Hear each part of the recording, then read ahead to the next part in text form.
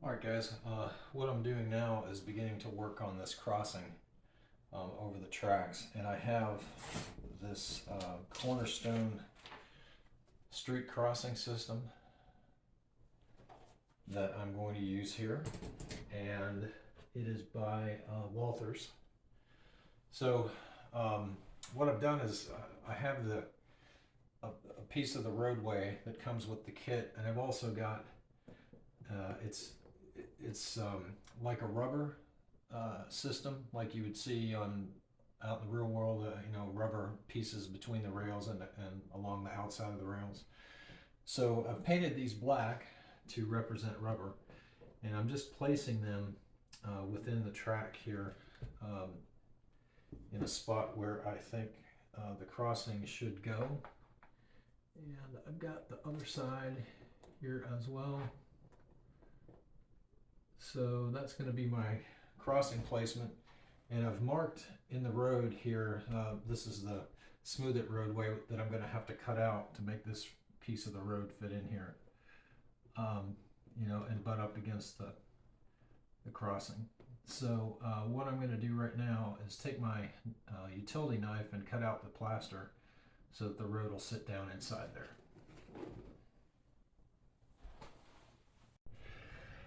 Alright, well, I've got the crossing glued in there now, and the reason the spray bottle is setting on there is to hold down this edge of the concrete while the glue sets.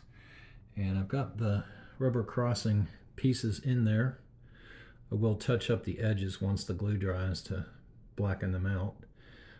But I think that looks pretty good. I've run a locomotive and a couple of cars through there, and there's plenty of room for the flanges. So I think I'm good. Alright, so the road patch is done. Obviously it looks a little bit rough right now, but once that dries, I'll be able to sand it smooth and match it up to the other part of the road. I mixed the plaster a bit thicker than when I poured it, only because I didn't want it to run much. So it was a little bit tough to spread around, but I can sand that down. Alright, so let's move on to the next project. Alright, so just finished painting the street over here, and I used a color called granite gray, which pretty much approximated these lead ups to the crossing. I did paint the lead ups to the crossing as well, just to kind of tie them into the road. The road looks like it's going to dry a little bit darker, but we'll see. Painting on plaster versus painting on plastic, it's going to have a bit of a different hue to it, but probably once it dries it'll be good. So that's done. All right, so a couple things here before I get started with resin pouring. I've got the log flume in place there, and you can see how the left end of it descends down into the pond. I've scattered some logs randomly in the pond there, and I want to have them in place obviously before I start pouring the resin in there, so that they'll be set in place. So what I'm going to do now is mix up the resin and see if I can't get a good color. I'm going to color the resin with this apple barrel paint. I'm not sure if the title is showing up very well, but it's called English Ivy Green, and it's kind of a muddy green color. I've done some test coloring using water rather than resin, and I think that color is going to look pretty good, for a nasty old log pond. If I need to, I can put a couple of drops of brown in it just to kind of tone down the green a bit, but I think that's going to look pretty good. I have tested the log pond area with water, so I've done my leak tests, and I had a very slight, tiny leak right up near the edge of the log pond where that concrete is under the log flume, right up the corner there. So I've resealed that. I think I have it pretty well good to go. So, hopefully we won't have a disaster. All right, so the water that I'm going to use is this Envirotex Light pour on resin. I think think I've seen this used before, and Dave from the Crooked River in Eastern, I believe, used the same material, so this is what I'm going to use. When I did my water test, I measured how many milliliters of water I needed to fill up the pond. So I know that's about 500. So I'm going to start with that mixture, 50% resin, 50% hardener. Add some color to it and get it mixed up, and then we'll begin with the pour. So hopefully we're going to be okay here.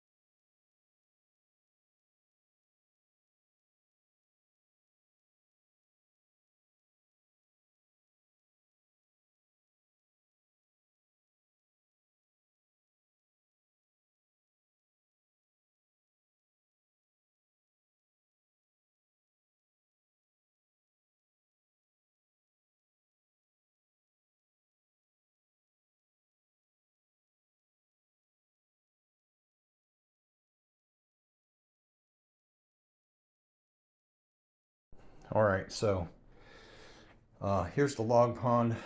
Pour is done. I'm pretty happy with that. I'm going to have to reset my concrete here. It's not glued in yet, but and you know, let me do that right now. We'll take this, stop the video here. All right, I'm good now. I got the concrete readjusted.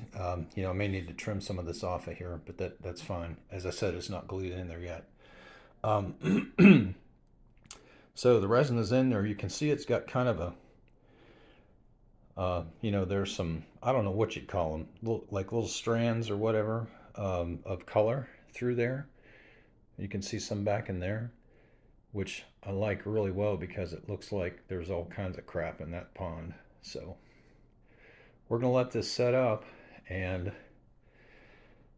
I guess we're done from the log pond pour.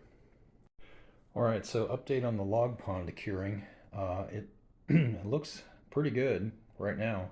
It's probably been about 45 minutes. So the resin is still finding its level. It's moving into this corner just a bit more, and back into this corner here just a bit more. So I'm sure before it's completely cured, it'll flatten out, but so far so good. All right, so I do have the tracks ballasted in the lumber yard area. So that's drying now, and I think what I'm going to do next is probably continue to work on the road over here. I have the crossing in. It's a rubber style crossing, so it's in, tested. The other side of the street is in. It's not glued on the back side yet. I have to do that. I have to fix this corner here and kind of patch this gap a bit. So I think I may start on that next. All right, guys, so I've got kind of a critical error here. This is what happens when you get excited about doing something and you don't think ahead.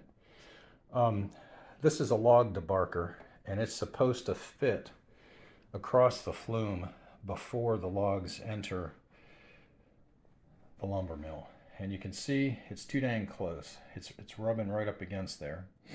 So a couple of options I have.